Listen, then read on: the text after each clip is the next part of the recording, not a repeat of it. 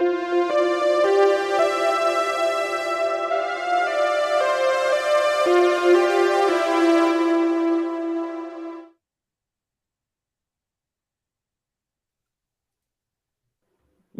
folks, to episode number 6 of our Modernizing RHEL Management mini-series. I'm joined here by Mr. Spinks, as Eric has been for this whole series. Hi, John. How's it going? Hey, Nate. How are you? Good to see you. Not too bad. Not too bad. Hold on. I got too many buttons to click. Here we go. All right. So, so this series has gone down all the rabbit holes in insights in the hybrid cloud console. Oh, we're not done. There's more rabbit holes. Oh, no, we're not done. It's gone down. Okay, it's gone down several of the rabbit holes. How's that sound? That's it. We've talked about Advisor. We've talked about building with Image Builder. We've talked about compliance. No, we're talking about compliance today. We've talked about vulnerability, though, which, by the way, is one of my favorite services. That doesn't get talked about enough. That's killer. Yeah, that's one of the big reasons that people end up adopting is, they go, hey, I've got boss called and needs a list of all the systems that are affected by the CVE. You made it look really easy. Like, yeah. I mean, I've worked in operations. I know I know how annoying those are. Yes. You've got 1,000 systems. Which ones are impacted? Which ones aren't? Whatever. But today we have the super exciting topic of regulatory compliance. Right. So it might be tough to make this exciting, but I'm sure you can do it, John. And it's one that we didn't want to put it in with another service. Like last week, we did vulnerability and malware all in one. We went a couple minutes earlier because you guys were asking some great questions, but regulatory compliance is just complex and we're trying to make it easy. So at the end of the day, hopefully what you see is that was kind of simple. So we're going to go into some of the corners and shine the flashlight in at things you may not have thought of when it comes to regulatory compliance. But the end goal is to make sure the information you have about your compliance level is accurate. Yeah. And that's kind of hard to do. So, I mean, compliance, anyone who's had to deal in it, everyone who's had to work in a regulated industry, right? They know that compliance is just, you have this series of checkboxes, right? Things that your systems have to meet. Right. And sometimes that's a real pain because some of them aren't exactly, they're guidelines. They're not do this to make the thing happen. This is what you need to be. This is what you need to do to be compliant, not how to do it. Right. So obviously there's lots of ways to scan your systems for compliance. And this is just another way to sort of get that done, or at least help you get that done. Yeah. And our compliance service we have with Insights, it leverages OpenSCAP and the SCAP security guide. So these are components that you may already be familiar with in the RHEL world, and they will need to be installed on each of the hosts that you want to evaluate. Right. So, all right. Obviously, I'm sure you've got demos ready. You've got a whole spiel. So let's do it. Let's dive in. So I just mentioned the SCAP security guide. And if you're not super familiar with that, it contains the various rules that we have in our policies for evaluation. We have OpenSCAP that performs the evaluation, that creates an XCCDF output that's uploaded to Insights. And then Insights presents that data in a way that's easy for you to consume. Compliance is one of, I think, 3 services we have in the Insight space that needs a little bit of extra configuration and setup. So I mentioned already, you need the SCAP security guide. As a prerequisite of that, it will also install OpenSCAP.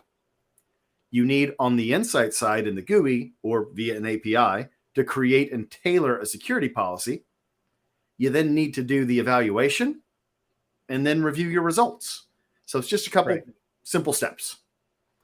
And that's the pieces to install on the RHEL side. That's basically because the Insights client needs that data in order to build the policy, right? That doesn't happen on the hybrid cloud console side. Yes. That just interprets the data that comes out of your system, out of OpenSCAP.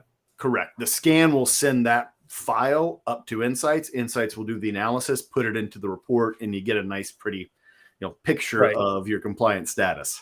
Which is good, right? So that means that the data that's being handed off to Insights isn't, like some crazy snapshot of your system. It's literally the output of the scan that already happened on your system, right? So that means that, the chance of any of that data being, sensitive or whatever is much lower. And it's not part of the challenges I've seen with some other tools that I've dealt with is you get a single system view. The purpose of the insights view is to let you see that compliance across your whole estate in one view. So you're going to not necessarily start at system 01. How am I doing for compliance? You're going to look at how am I doing for PCI compliance across my estate? And you'll look at a PCI report, and that's going to say, hey, I've got this many systems that are supposed to be compliant to PCI. Here's my compliance level. Here's the ones that are good, bad, indifferent, missing, they've never supposed to be held, but we've never actually done a scan on it. We can let you know about all those different things. Cool. So if you think back, for those of you that were with us when we created the image way back in episode 2, as part of the image that I created, I did install OpenSCAP in the SCAP security guide. So that's already baked into the image that we're going to be using today. Thinking ahead, John. What's that? That's thinking ahead. Think ahead. Yeah, well, I mean, you're going to create an image. You want to have all the things you need in the image, right? We did. Yeah, exactly. That's the point. We had Yara pre-installed. This week, I've done it with OpenSCAP. So those things are installed. If you don't, all you got to do is a DNF install SCAP security guide. That's going to give you the SCAP security guide and all the prereqs, which include OpenSCAP. So step 1's done for me. We're going to start at step 2, and we're going to go ahead and create a policy. So let's bring the screen share up here on the page. There you go. I'm going to go into the security section, hit up compliance, and go to SCAP policies. All right. I've got an existing policy. I'm going to come back to this one later, but what we're going to do to start is to create a new policy. Most of my systems are RHEL 8 systems, so I'm going to tap the RHEL 8 button when we finish the little wheel spinny. There we go. There we go. That's not typical, but such is life. This is demos. All right, I got to make it a little. We played with the screen resolution a little bit to try to let you guys see everything on the screen, but to make the wizard fit, I've got to play games with it. So, all right. So we realize this is a little small, but we'll fix that. I'll zoom back in a moment, but I wanted you to see the supported OS version column that I've got here to the right. And the reason that this is important is not every compliance policy is supported by every version of RHEL. So this is actually going to tell you here, if I'm going to use DISA-STIG with GUI for RHEL 8, it only starts that support at 8.4, but maybe I've got some older systems running around. I'm actually going to end up choosing this one that supports even older versions. So I'm going to do DISA-STIG for RHEL 8. If I expand that out, it's going to give me a little bit more information about that policy if I need to see it. But this is also important where in a few minutes we'll be selecting systems. If you look on the 1, 2, 3, 4, 5 on the left, if I had let's say a RHEL 8.3 system that I need to be part of my compliance policy, that system wouldn't show up for me because that policy isn't supported on that version of RHEL. And we've seen some support cases about that. So I wanted to highlight that. We're like, hey, I'm not seeing my system. What up? That policy doesn't support that version of RHEL. And we tell you that right on this page. If anybody's confused, how do I pick what policy I want? Well, that's going to be based on your requirements, right? 100%. So why do I care about CIS versus DISA? Well, that depends on the industry that you're in and what you want to be compliant with. Correct. Yeah. Your company has probably defined that for you or the industry that you're in. Right. So I'm going to do DISA-STIG for RHEL 8. Click next. This is going to give us a little bit of information here. Let's see if I can zoom back in and make it a little bit better to read. One thing I want to highlight at the bottom here is this compliance threshold. You might not be able to hit 100% compliance to everything, and you might know that. So maybe in your environment, you say, hey, 95% is a little bit more realistic for us. We've always got a couple things that we're not going to hit, and that's okay. Or you can say, because of the way that we tailor our rules or modify them, we do expect 100% compliance. So I'm going to set it to 95. These are generally agreements that you have with the folks that are guiding your compliance, right? It's acceptable to be 95%. This isn't just like some sysadmin being lazy. 50% is good enough. This is generally a policy that your organization has accepted. 95% is good enough, right? So you can set that in here. And it's great that the tool lets you do that. Yes. Yeah, because we've definitely talked to many customers that are like 100% is not realistic for us. We consider 95% a passing grade. So this is our chance to, in your A, B, C, D of life for those in the US based school system, like you can say, hey, we expect at least a 95% or better. If it's not an A, we don't count it. Right. All right. I'm going to click next here. This is going to give us a chance to select the systems. So I've got a number of systems in here. The ones I have been using throughout is the DUR systems. That includes the mini series 01 host that I've been using throughout. So I'm going to select all of those. If I look at my operating system version, I mentioned this earlier, I'm only going to see the ones that are supported. I did see the comment in the chat about, hey, that could be confusing. But this was, if you're in that situation, the best thing to do is give us the feedback and say, hey, like I expect to see this. I just expect it to be unselectable. Like I think that's great feedback. Yeah. And I can show you how to give that feedback in the UI here in a minute. It wasn't long ago I was trying to, I forget if I was doing a demo or a lab based on compliance. And you and I had a bunch of conversations about how to get this set up. This is a couple months back. Yeah. And I remember there were a number of cases where it's like, why do I not see anything? Oh, well, it's because you don't have a system that matches, or you don't have a system that's reporting, or you didn't define a policy yet. And it is a little bit of a maze, right? The first time you set it up, but 100%. Luckily we have documentation and we have support folks if you really get stuck. Yeah. I think the intent was that if you can't be held applicable to the policy, we're not going to show you the system, but if you feel that's wrong, let us know. Like feedback does make a difference. And a lot of these services, they're not, I don't want to say they're not mature, but they are evolving quickly, I'll say, right? So they anything that has significant customer adoption starts to get matured faster, right? So, a lot of these things are just waiting for us to hear the feedback. So that's it. All right. I'm also going to add a few more systems in here. I added my DUR, my Durham systems. I'm also going to add my Raleigh systems, RHEL. So I click the plus button. I've got 17 systems I've now added to this policy. And I do want to highlight that in here, I've got some 8.3, some 8.5, so a little bit older system. And this is the reason that I grabbed the policy that I grabbed is I want to show you what may happen with some older systems in your environment. I've heard this rumor that some people may not always be on the latest version of RHEL. Seemed weird to me, but maybe that's true. So who does that? Check this out. No clue. But all right. So I've added these systems, and what it's going to tell me now is I have the opportunity to customize and tailor rules. So this lets you do some level of editing. Maybe if there's a certain rule within the policy that you don't use, your company has an exception to, you can unselect that rule so you don't have to include it in your evaluation. The other thing that you have the option to do is you can change the value of some rules. So like maybe there's a password policy that says you got to have at least 15 character passwords. You're like, no, we require 20. You can go in and update that.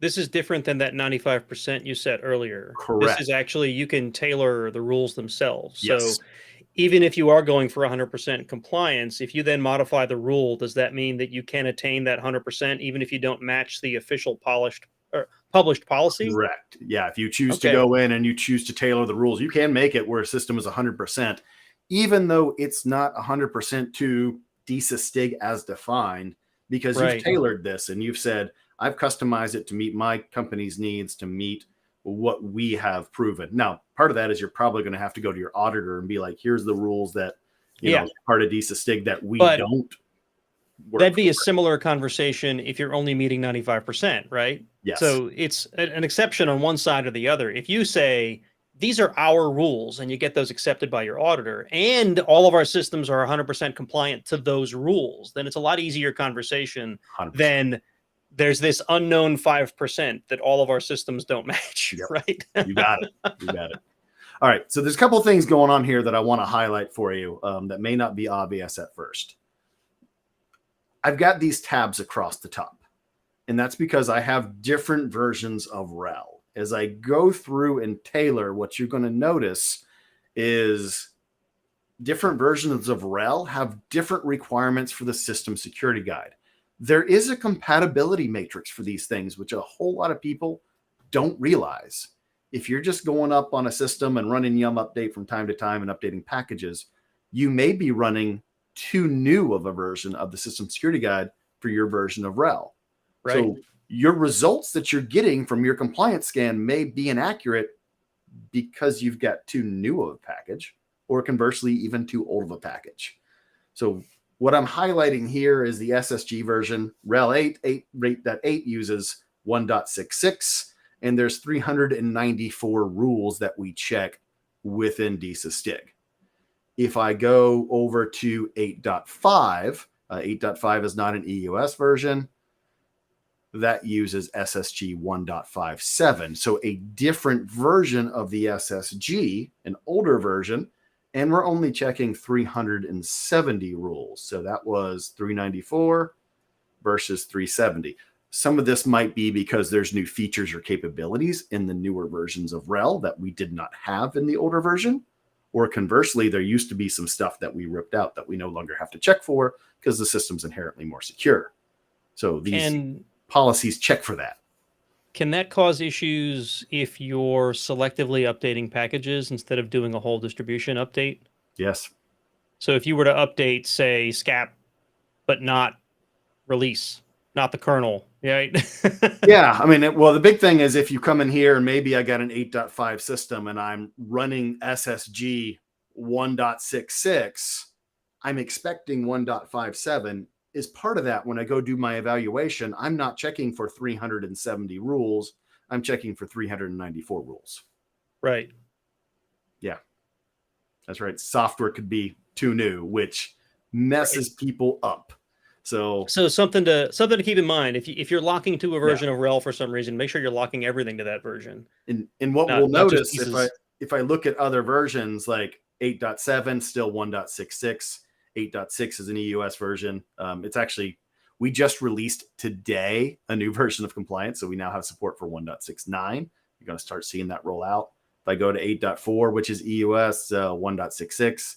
So like the EUS versions tend to support the newer version of the SSG. But if I go to like 8.3, 8.5, you're going to see a different version. And that's expected. Those versions aren't going to be around as long, and they may not have been updated for a newer SSG. Right. So that is confusing. There is 100% a matrix for this, which I can show you later on. We'll double check that. It's in the UI as well. But I want to talk a little bit more about tailoring. I know this SSG discussion can be potentially confusing, but it's really important to bring up, and we'll circle back around to it after we do an evaluation. Yep. Didn't mean to derail you there. No, perfect. I'm going to make this wizard smaller again, just a notch.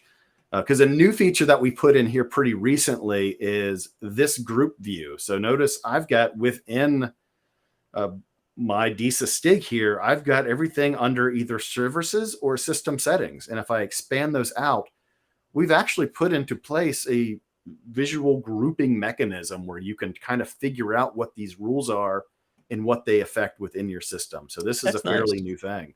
That is nice. You can click this little button over here to move it back to the regular tree view. So this is just going to be a flat out list of anything that you want to see. Or even if I'm in this group view and I look for something like ensure, that's going to return me to that list view because now it's giving me everything that's got ensure in it. But if you don't know the name, if you don't know the name of the rule you're looking for, that hierarchical view is actually really nice because it's 100%. A lot easier to say, well, it's probably not a service. It's probably a system setting. Oh, it's probably a system user setting. It's maybe that's, whatever, right? Yeah. So let's drill down and browse. Let's say if I go into system settings, account and access control, and let's see here, secure session configuration files for account logins. And let's say I've got a policy that says per user, I can have 2 concurrent logins. Maybe I got an admin that needs, for some reason, some part of his business, he needs to be able to log on to a system multiple times. Right. So down here under the value, if I look at this item, limit the number of concurrent logon sessions allowed, the default value is 1. We do 2. So I can go in here and just change this to 2, hit save, boom, that's been updated. So easy to change that.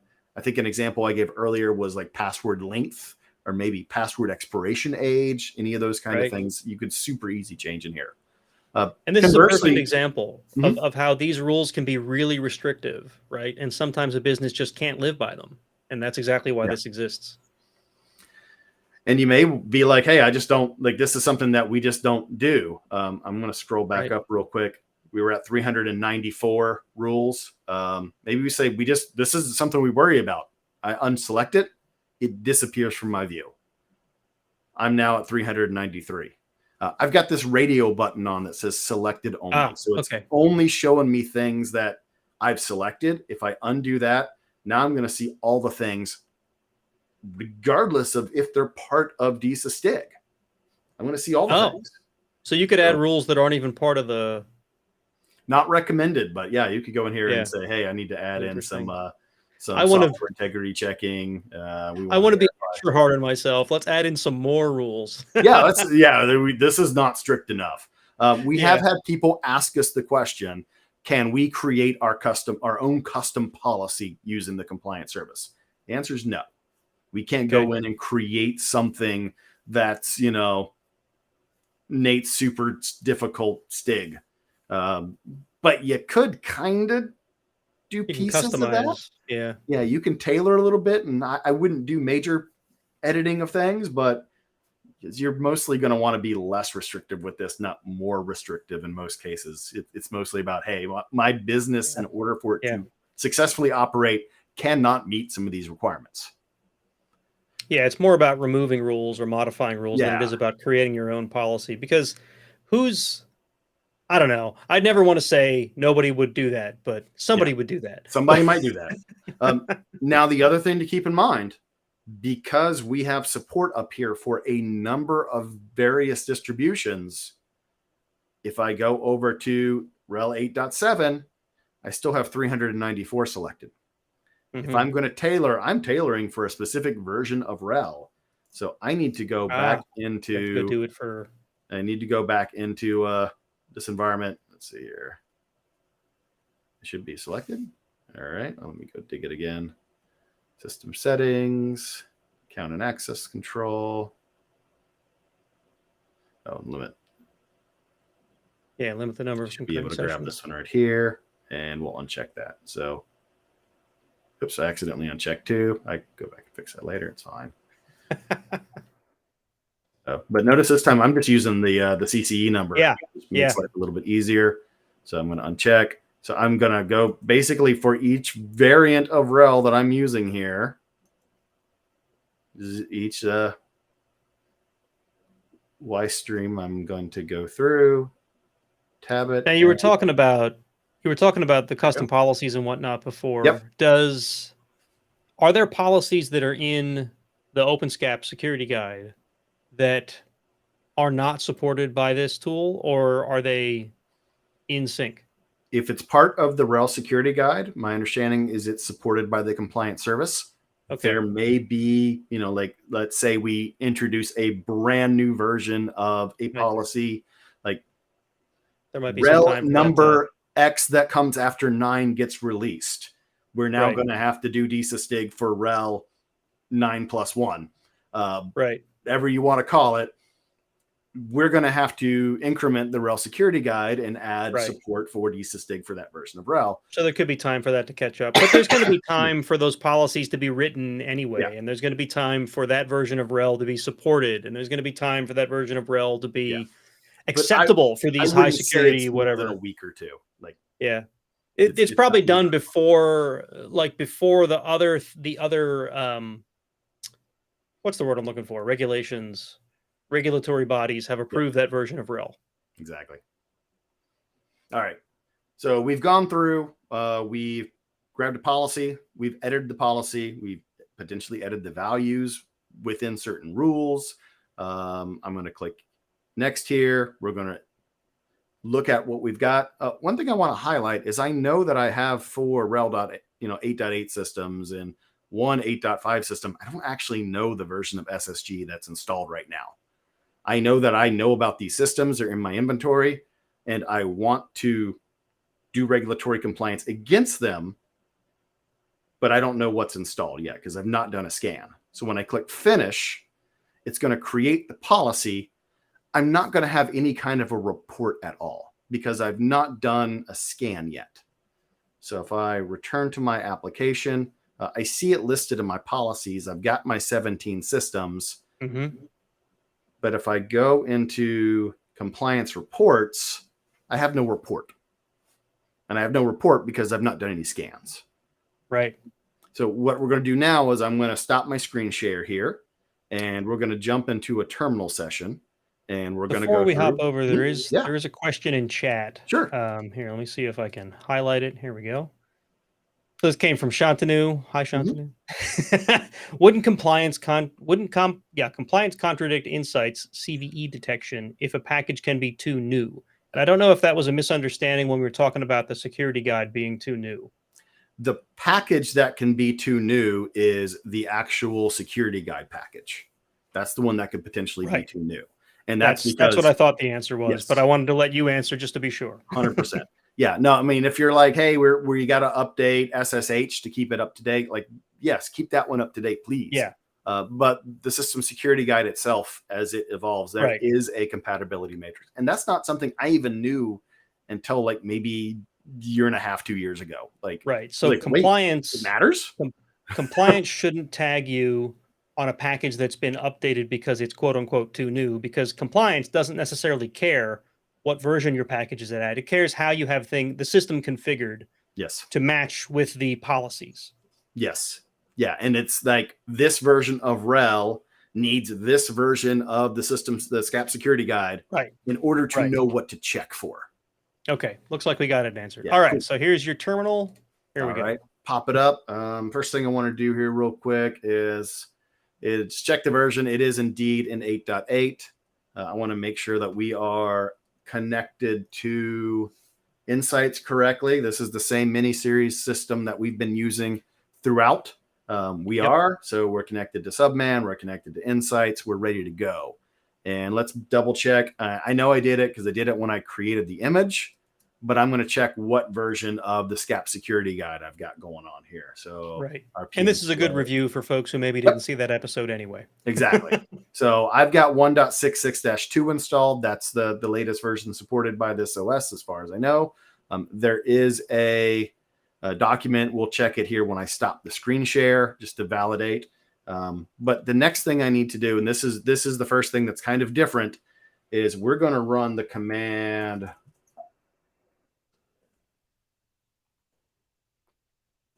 Can't type up because I'm in sudo. Insights client -- compliance. So this command here is going to run Insights specifically with the compliance service. And it is going to go out. The first thing it's going to do is say, hey, Insights, I'm System Mini Series 01. Do you got any policies for me? And it's going to come back and say, yeah, I got a policy. You're part of my decent STIG policy. Okay. Now I'm going to do this evaluation. Any tailoring files? Yeah, here's what's tailored. Here's what's adjusted. Okay, cool. We're going to do a scan. So now it's going to sit here for a minute. It's going to do a scan. I expect on this system, it's going to take 90 seconds or so. While it's doing that, this is probably a good time for me to switch over to my tab of supported configurations. So I'm going to stop the screen share real quick. Pat back on my... Of course, it finished as soon as I stopped my screen share. Figures. But this is the matrix. The scan you were running there, that, and I noticed the same thing when you did malware, and I think there was another one. Do those run periodically along with the normal Insights collection, or are those things you trigger?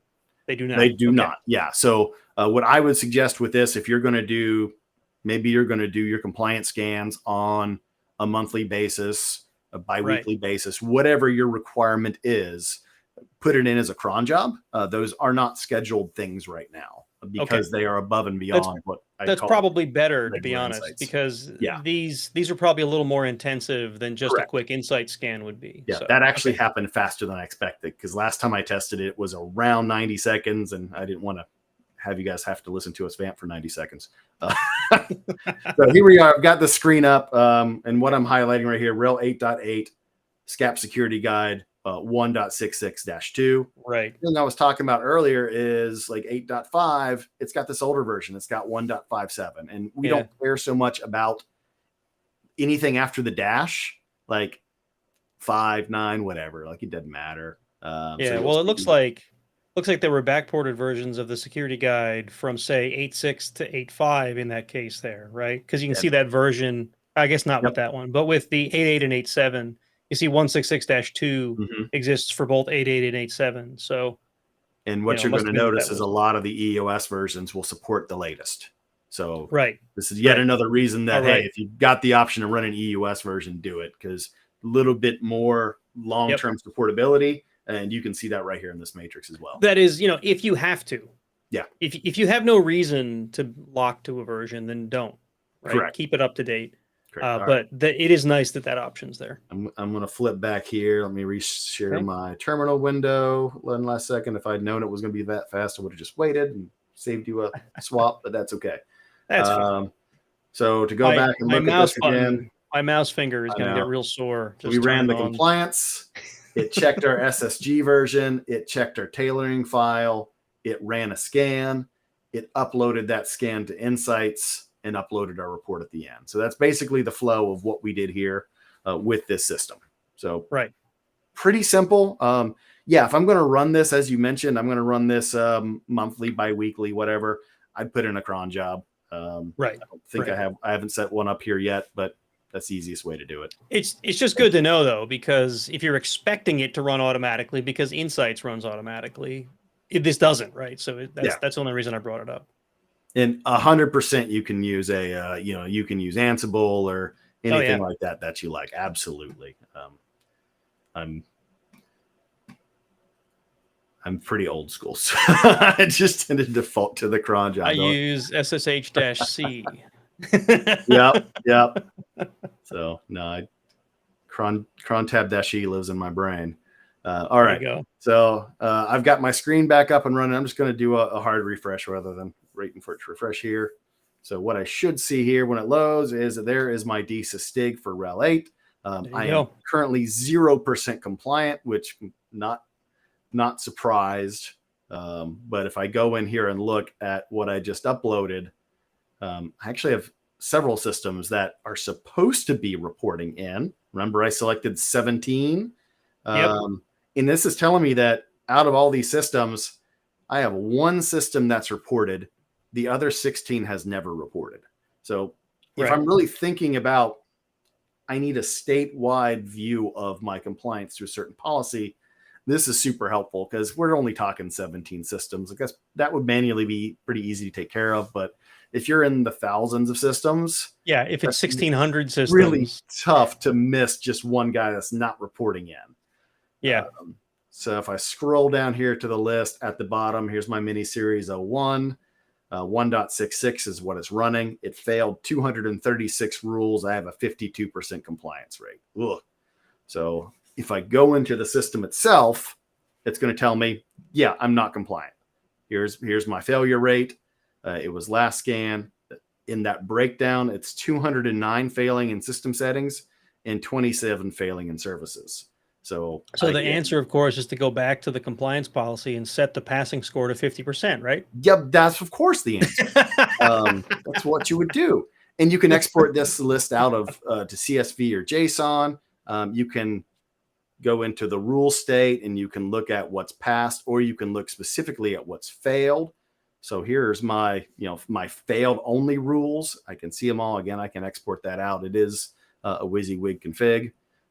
So these are all the things I failed, but much like most of the rest of Insights, if you look at this remediation tab, playbook, the stuff that doesn't have a playbook tends to be, I'm going to go to no remediation. It tends to be stuff that deals with data movement, and for the most part, or something that's maybe user specific. So like, ensure home is located on a separate partition. I didn't do that when I set up this environment. I could have done an image builder, but I didn't. That's we're not going to give you a playbook that moves your data and sets up a new partition.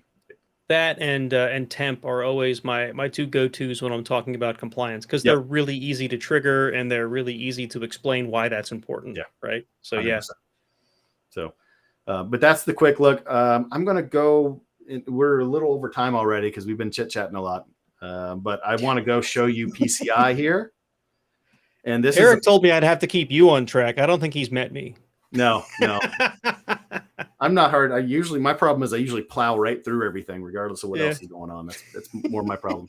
All right. So here's a different policy, PCI. I've had this one running for a while. I wanted to show you this one because it's actually touching all the different configurations. I have 6 systems that are compliant. Yay me. 1 system that's not compliant. Okay. I got to fix one. All right. That's 6 out of 60%. That seems weird. Well, it's because I have 1 system that's not supported and 2 that have never reported. So my total compliance score is taking all of these things into account. 6 passes, good. 1 failure, yeah, I got to fix one. But then I've got never reported and not supported. So those combined count towards my total score of 60%. So I can fix so this some is of like these a things really statewide. quick. Correct. Yeah. Okay. Yeah. That SSG discussion that we had earlier really comes into account because here I've got a RHEL 8.2 box. 8.2 is supposed to be running 1.48, and it's running the latest 1.66, or next to the latest because we just released one. So I'm running too new of a version of the SSG. This is exactly what I was talking about earlier. Somebody's gone on this box, done a yum update, and we've updated to the latest security guide. That puts us in the position where we're unsupported. We're still getting a result. I only have 8 failed rules in this system, but because the security guide is too new, I may not be evaluating for the right things. Right. You could be getting false positives or negatives, Correct. right? So Yes. it's telling you that this version of the security guide isn't designed to be compatible with this version of RHEL. I've also got a couple in here that I've never reported, just like we saw in the other one. So my AAP system, my Splunk system, I'm saying that they need to be evaluated, but they never have been.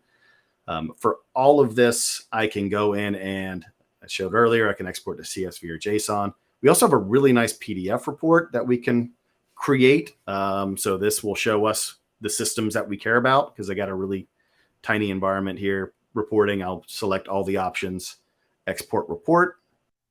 I'll pull that down.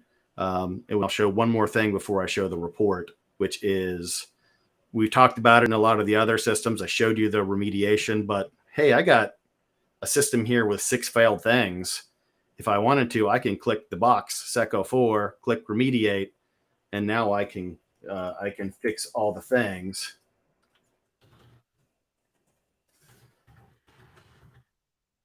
That's going to say on my one system here, or I could have selected multiple systems. Here's the 6 things: limit password reuse, enable service, enable auditing, ensure system log files have permissions, ensure log rotate, specify remote NTP server. So I can go here, I can open my playbook. I can actually run that playbook from here and go ahead and work on getting these systems into compliance. I would not advocate for just randomly selecting a click box and clicking fix all the things because I'm a sysadmin. I like to verify what's happening, but I can pull that playbook down and evaluate it and see what it's doing. Totally trust that. It's fine. Yeah, totally trust it. So there was a question in chat. Vasco asks about the date of the last run in that chart at the top there. Is that displayed as, or I guess that would be dependent on per system. Per system. So you'd be looking at the per system. In the row, so like RHEL 3 6 hours ago. I do have most of these systems set to run daily. Again, just because I've got a demo environment here. But I have one system, the SECO5 system. I actually know why it hasn't run. It's on a nano system and it doesn't have enough memory to generate the scan because I've given it like no memory. I've starved the poor thing to death. Same thing with the SECO1 at the bottom. So I need to go in and up my instance size a little bit because I'm doing enough work on these that it can't run.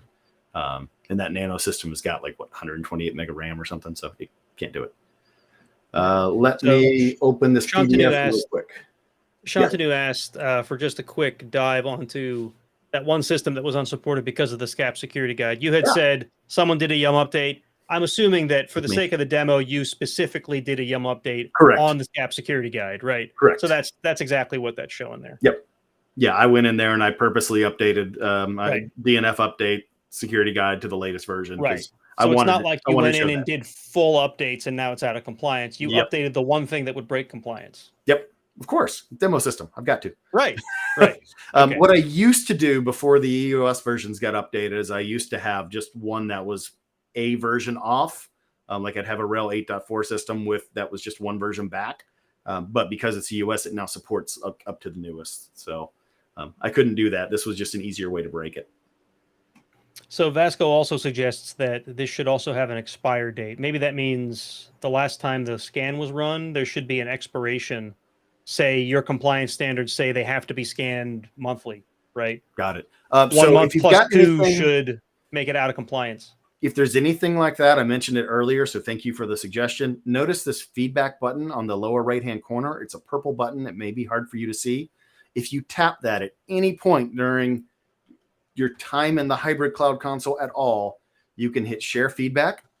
You can enter whatever you want to say here and submit it. This actually creates a Jira item.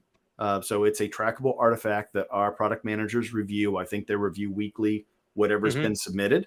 And those things are very actionable. We can see where you are in the UI when you've submitted it. Maybe not exactly what you're doing, but I can say, hey, this came from a compliance report. I won't know which one or, so some details are super helpful. But if you're just saying, hey, in general, in a compliance report, I need a date where this compliance is invalid. If I have systems that haven't reported for 3 months, this one's invalid because, I've got one 10 months ago and one 6 months ago. Well, I mean, the use case could simply be, right, like I scanned it on day 0 and it was in compliance then, but then it's drifted out of compliance. Correct. Yep. And you wouldn't know unless you reran the scan. So that's a very valid point. All right, so we're like 12 minutes over. Eric's gonna shoot me. I'm gonna share this last one real quick here. This is my where's my report? Compliance report. Share. All right, so this is that PDF that I downloaded, and this just gives you a feel for what that looks like. So it's going to give me zoom in a little bit here. It gives me some policy details. I can see the information about the policy, the passing rate. 1 non-compliant, 1 unsupported, 2 never reported, and 6 compliant. It's going to list out those systems for me, version of failed, failed rules, any of that kind of information. Then I'm also going to see what my top failed rules are. And that's based by severity first. So I'm going to look first at, prevent login to accounts with empty passwords is the highest severity. So even though it's not as many systems, it's, it's still a higher priority. So it's a big deal. Yeah. First. Yeah. So we went long, but we were chit chatting. I think this is the longest episode we had. It's been an informative episode, and I have to say that I love the fact that that reporting is built into so many of the tools that that we have in Insights. Just because how many times has your boss come down to you and say, "Sure, you can tell me that that's true, but I really need it on paper." And there you go. You just click a few buttons and print it, and there it's on paper. Yep, that's it. Yeah, I knew 30 minutes would be tight for just the compliance service, but I didn't think we'd go into, approaching 45. So I appreciate everybody's patience and sticking with us because, but it's good stuff and it's complex. So I can't just say, hey, and we support multiple SSG versions. Have a nice day. Like I think it needs that explanation because otherwise you put yourself in a position where you think you're compliant, but you're not. All right. Well, this has been a great trip down into compliance. The next episode we have coming up, John, do you have it at the top of your head? I'm trying to find it in the notes. Yeah, the next one we're doing here is about costs. So we're going to talk about the subscription service. We're going to talk about resource optimization. We're going to dive into a little bit on how we calculate subscription utilization and specifically to like this environment, public cloud costs is, what is this thing costing us? Is it oversized, undersized, optimized, all those things. So that's next week. That's great. That's great. So that's definitely an important thing, especially if you're in a cloud environment. If you over provision or under provision a system, you really want to know about it because it can cost you money, not just performance wise, but bill wise. Yeah, I'm seeing I'm seeing my bills because I purposely oversized some of these items, and I see the estimates come in. I'm like, at least I got a good explanation of why this is going to be a more expensive month for my AWS bills. All right, folks. Well, Eric has the outro for these things memorized and can roll it off the tongue. I'll just say, make sure that if you like the video to hit that like button, subscribe if you aren't already. And we'll catch you in a week for this exact same, for the next episode of the series. All right, everybody, have a good one. Thanks all.